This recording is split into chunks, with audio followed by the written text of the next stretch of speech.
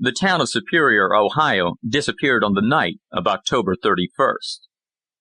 A truck driver named Pearson Knobloch was the first to report it. He had been highballing west along Route 202, making up for the time he'd spent over a second cup of coffee in a diner when he screeched to a stop.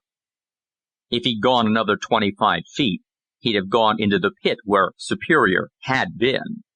Knobloch couldn't see the extent of the pit because it was too dark, but it looked big, bigger than if a nitro truck had blown up, which was his first thought.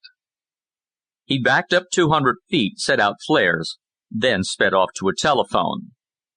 The state police converged on the former site of Superior from several directions. Communicating by radiophone across the vast pit, they confirmed that the town undoubtedly was missing. They put in a call to the National Guard. The Guard surrounded the area with troops. More than 1,000 were needed to keep people from falling into the pit. A pilot who flew over it reported that it looked as if a great ice cream scoop had bitten into the Ohio countryside. The Pennsylvania Railroad complained that one of its passenger trains was missing. The train's schedule called for it to pass through, but not stop at Superior at 11:58. That seemed to fix the time of the disappearance at midnight. The truck driver had made his discovery shortly after midnight.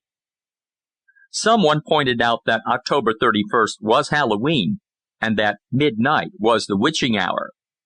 Somebody else said nonsense, they'd better check for radiation.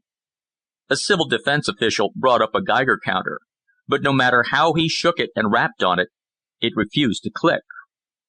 A National Guard officer volunteered to take a jeep down into the pit, having found a spot that seemed navigable. He was gone a long time, but when he came out the other side, he reported that the pit was concave, relatively smooth, and did not smell of high explosives. He'd found no people, no houses, no sign of anything except the pit itself.